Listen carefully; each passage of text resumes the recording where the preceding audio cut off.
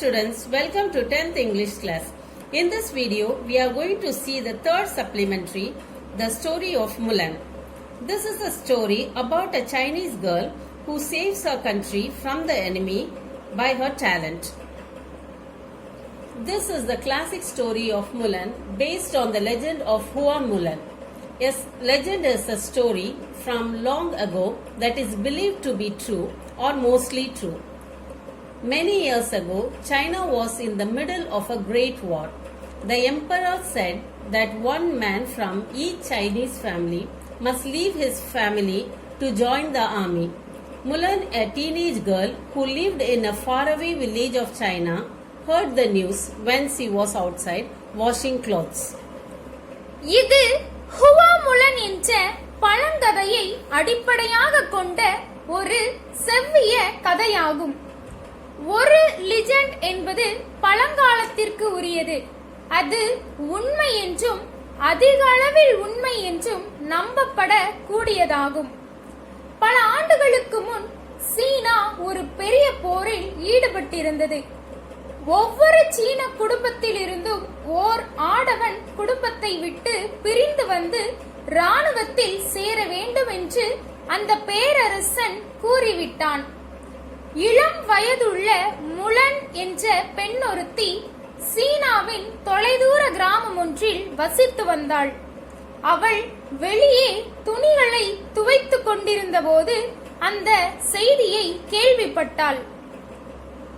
Mulan ran into the house. Her father was sitting in a chair, carving a piece of wood. "Father," she said, "did you hear what the emperor says each family must do?" "Yes," said her old father. "I heard about it in town. Well, I may as well go pack up." He put down his carving, stood up and walked very slowly to his room. முலன் வீட்டிற்குள் ஓடி வந்தாள். அவளது தந்தை நாற்காலியில் அமர்ந்தவாறே ஒரு மரக்கட்டையை செதுக்கிக் கொண்டிருந்தார். அப்பா, ஒவ்வொரு குடும்பமும் என்ன செய்ய வேண்டும் என்பதை பற்றி பேரரசர் கூறியதை நீங்கள் கேட்டீர்களா? உடனே தந்தை, "ஆம், நகரத்தில் நான் இதை பற்றி கேள்விப்பட்டேன்." "நல்லது, நான் போய் என் மூட்டை முடிச்சுகளை தயார் செய்து கொள்கிறேன்" என்றார். அவர் செதுக்கியதை கீழே வைத்துவிட்டு எழுந்து நின்று மெதுவாக தன் அறையை நோக்கி சென்றார். "Wait," said Mulan. "Father, you have not been well. If I may say so, why at your age must you keep up with all those young men?" "What else can be done?" said her father. "Your brother is a child. He cannot go." "Of course, that's true," said Mulan. "He is too little, but I have an idea." She poured her father a cup of tea and handed it to him. "Father, have some tea. Please sit for a minute. I will be right back." "Very well, dear," said the father. அப்போது முலன், "அப்பா, சற்று பொறுங்கள். உங்கள் உடல்நிலை சரியில்லை. நான் சொல்வது என்னவென்றால், ஏன் நீங்கள் இந்த வயதில் இந்த இளைஞர்களோடு சேர்ந்து கொண்டு போருக்கு செல்ல வேண்டும்?" என கேட்டாள். அதற்கு அவளது தந்தை, "வேறு என்ன செய்ய முடியும்? உன் தம்பி என்னும் குழந்தைதான். அவனால் போக முடியாது" என கூறினார். உடனே முலன், "நிச்சயமாக அது உண்மைதான். அவன் மிகவும் சிறியவன். ஆனால் எனக்கு ஒரு யோசனை உள்ளது" என அவள் கூறினாள். ஒரு குவளையில் தேநீர் ஊற்றி அதை தன் தந்தைக்கு கொடுத்தாள். "அப்பா, தேநீர் குடிங்கள். ஒரு நிமிடம் அமர்ந்திடுங்கள். நான் விரைவில் வந்து விடுகிறேன்." "நல்லது அன்பு மகளே" என அப்பா கூறினார். Mulan went into her room. With her sword, she cut off her long black hair. She put on her father's robe. Going back to her father, Mulan said, "Look at me. I am your son now. I'll go in your place. I'll do my part for China." "No, my daughter," said the old man. "You cannot do this." முலன் தன் அறைக்குள் சென்றாள். தன்னுடைய வாள் கொண்டு தனது நீண்ட கருந்த முடியை வெட்டி எடுத்தாள். தன் தந்தையின் ஆடையை அணிந்து கொண்டாள். தன் தந்தையிடம் திரும்பி போய் முலன் கூறினாள், "என்னை பாருங்கள். இப்போது நான் உங்கள் மகன். உங்களுக்கு பதிலாக நான் போகிறேன். சீனாவுக்காக எனது கடமையை நான் ஆற்றுகிறேன் என்றாள். அதற்கு அந்த முதியவர், இல்லை என் மகளே, இவ்வாறு நீ செய்யக்கூடாது என்றார். Father, listen please, said Mulan. For years you trained me in Kung Fu. You showed me how to use a sword. Mulan swung the sword back and forth with might. தந்தையே, நான் சொல்வதை தயவு செய்து கேளுங்கள். பல ஆண்டுகளாக நீங்கள் எனக்கு குங்ஃபு என்ற போர்க்கலையை கற்றுக் கொடுத்திருக்கிறீர்கள். வாளை எப்படி பயன்படுத்துவது என்றும் காட்டியிருக்கிறீர்கள் என்று கூறிய முலன் அதிக வலிமையுடன் வாளை முன்னும் பின்னும் சுழற்றி காட்டினாள். Only so that you could stay safe, said her father. I never meant for you to go to war. If they find out you are a woman, you know as well as I do that you will die. No one will find out, father, said Mulan. She picked up her sword. அதற்கு அவளது தந்தை, நீ பாதுகாப்பாக இருக்க வேண்டும் என்பதற்காகத்தான் நீ போருக்கு போக வேண்டும் என்று நான் ஒருபோதும் நினைத்ததில்லை. நீ பெண் என்பதை அவர்கள் கண்டுபிடித்து விட்டால் உனக்கு தெரியுமே, நீ சாக நேரிடும் என்றார். யாராலும் கண்டுபிடிக்க முடியாது தந்தையே என்று முலன் கூறினாள். பின்னர் தன் வாளை எடுத்துக் கொண்டாள். Mulan, said the father. He tried to get up but had to hold on to his chair. The daughter kissed him goodbye. I love you, father, she said. Take care of yourself. Tell my brother I said goodbye. She climbed on a family horse and off she went to join the emperor's army. முலன் என்று கூறியவாறு தந்தை எழ முயற்சித்தார். ஆனால் அவர் நாற்காலியை கெட்டியாக பிடித்துக் கொள்ள வேண்டிய நிலை ஏற்பட்டது. அந்த மகள் முத்தமிட்டு அவரிடமிருந்து விடை பெற்றாள். அவள் கூறினாள், தந்தையே, நான் உங்களை நேசிக்கிறேன். உங்களை கவனமாக பார்த்துக் கொள்ளுங்கள். நான் விடை பெற்று சென்று விட்டேன் என்று என் தம்பியிடம் கூறிவிடுங்கள் என கூறிவிட்டு அந்த குடும்பத்திற்கு உரிய குதிரையின் மேல் ஏறி அங்கிருந்து அப்பால் சென்று பேரரசரின் ராணுவத்துடன் சேர்வதற்காக போய்விட்டாள். In the army, Mulan proved to be a brave soldier. In time, she was put in charge of other soldiers. Her battles went so well that she was put in charge of more soldiers. Her battles kept on going well.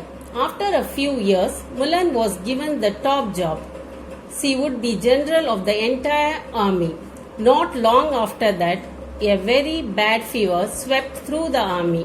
Many soldiers were sick, and Mulan, the general of the army, became sick too. அந்த படையில் அவள் துணிச்சல் மிக்க போர் வீரன் என்ற பெயர் பெற்றாள். கொஞ்ச காலத்தில் மற்ற போர் வீரர்களை கண்காணிக்கும் பொறுப்பு அவளுக்கு கிட்டியது. அவளது போர்கள் சிறப்பாக இருந்ததால் இன்னும் அதிகமான போர் வீரர்கள் அவளுடைய கட்டளைக்கு கீழ்கொண்டு வரப்பட்டனர். தொடர்ந்து அவளது போர்கள் சிறப்பாக அமைந்தன. சில வருடங்கள் கழித்து முலனுக்கு உயர்ந்த பதவி கொடுக்கப்பட்டது. முழு ராணுவத்திற்கும் அவளே படை தளபதியாக நியமிக்கப்பட்டாள். கொஞ்ச காலத்தில் மிக மோசமான காய்ச்சல் ஒன்று அந்த ராணுவ வீரர்கள் மேல் படர்ந்தது. பல போர் வீரர்கள் சுகவீனம் அடைந்தனர். படை தளபதியாகிய முலனும் சுகவீனம் அடைந்தாள். When the doctor came out of Mulan's tent, he knew the truth. The general is a woman, yelled the soldiers. How can this be? Some called out. She tricked us, and we will not fight for a woman. They said, punish her, make her pay. The cost is for her to die. But others called out in voices just as loud, with Mulan we win every battle. They said, stay away from our general. மருத்துவர் அவளது கூடாரத்தை விட்டு வெளியே வரும்போது அவருக்கு உண்மை தெரிந்திருந்தது. படை தளபதி பெண்ணா என போர் வீரர்கள் சத்தம் போட்டார்கள். இது எப்படி சாத்தியமாகும்? அவள் நம்மை ஏமாற்றிவிட்டாள் என்றும் சிலர் சத்தம் போட்டார்கள். ஒரு பெண்ணுக்காக நாங்கள் போர் புரிய முடியாது என அவர்கள் கூறினர். அவளுக்கு தண்டனை அளியுங்கள். அவள் செய்த செயலுக்கு அவள் தண்டனை அடைய வேண்டும். இதற்கான தண்டனை என்னவென்றால் அவள் சாக வேண்டும் என்றனர். ஆனால் வேறு சிலர் அதே உரத்த குரலில் பதிலுக்கு சத்தம் போட்டார்கள். முலனின் தலைமையில் நாம் ஒவ்வொரு போரிலும் வெற்றி பெற்றிருக்கிறோம். தளபதியை யாரும் நெருங்காதீர்கள், தள்ளி போங்கள் என்றனர். Just then, a soldier ran up. Everyone, he called. A surprise attack is coming. Mulan heard this from inside her tent. She got dressed and went outside. She was not yet strong, but stood tall. She told the soldiers where they must go to hide so they could attack when the enemy came. But they must get there fast. The soldiers, even those who did not like that their general was a woman, could tell that Mulan knew what she was talking about. அப்போது ஒரு போர் வீரன் ஓடி வந்து ஒரு செய்தியை கூறினான். அனைவரும் நான் கூறுவதை கேளுங்கள். ஓர் எதிர்பாராத தாக்குதல் வந்து கொண்டிருக்கிறது. தன் கூடாரத்திற்குள் இருந்தவாறே முலன் இதனை கேட்டாள். அவள் போருக்கான உடை உடுத்திக் கொண்டு வெளியே வந்தாள். அவள் இன்னும் முழு வலிமை பெறவில்லை. ஆனால் உயரமாக நின்றாள். எங்கே போய் ஒளிய வேண்டும் என வீரர்களுக்கு கூறினாள். அங்கிருந்து கொண்டு வரும் எதிரிகளை தாக்குவது எளிது என கூறினாள். ஆனால் அவர்கள் விரைவாக செல்ல வேண்டும் என்றாள். தங்கள் தளபதி பெண்ணாக இருப்பதை விரும்பாத போர் வீரர்கள் கூட அவள் பேசுவது எதை பற்றி என புரிந்து கொண்டனர். It worked. The battle was won. It was such a big victory that the enemy gave up at last. The war was over and China was saved. You can be sure that after that last battle, no one cared anymore that Mulan was a woman. The emperor was so glad that Mulan had ended the long war, he set aside the rule about being a woman. Mulan, stay with me in the palace, he said. Someone as smart as you would be a fine royal advisor. அவள் கூறிய திட்டம் பலித்தது. போரில் வெற்றி கிடைத்தது. அது அவ்வளவு பெரிய வெற்றி. இறுதியில் பகைவர்கள் அடிபணிந்தார்கள். போர் முடிந்தது. சீனா காப்பாற்றப்பட்டது. அந்த போருக்கு பிறகு தங்கள் தளபதி பெண் என்பது குறித்து யாரும் கவலைப்படவில்லை. முலனால் நீண்ட போர் முடிவுக்கு வந்துவிட்டது என மகிழ்ச்சியடைந்த பேரரசன் பெண்கள் பற்றிய சட்டத்தை கண்டுகொள்ளாமல் ஓரம் கட்டிவிட்டான். முலன் எங்களோடு அரண்மனையில் தங்கிவிடு. உன்னை போல் சாமர்த்தியம் மிக்க ஒருவர் அரசருக்கு ஆலோசகராக இருப்பது நல்லது என கூறினார். Mulan bowed deeply. You are too kind, sir, she said. But if you please, what I wish most of all is to return home to my family. Then at least take these fine gifts, said the emperor. So everyone at your home and village will know how much the emperor of China thinks of you. முலன் தாழ்ந்து வணங்கினாள். ஐயா, நீங்கள் என் மீது பேரன்பு கொண்டிருக்கிறீர்கள். ஆனால் எனக்கு பிடித்தது என்னவென்றால் நான் ஊருக்கு திரும்பி சென்று என் குடும்பத்தினரிடம் செல்ல வேண்டும் என்று முலன் கூறினாள்.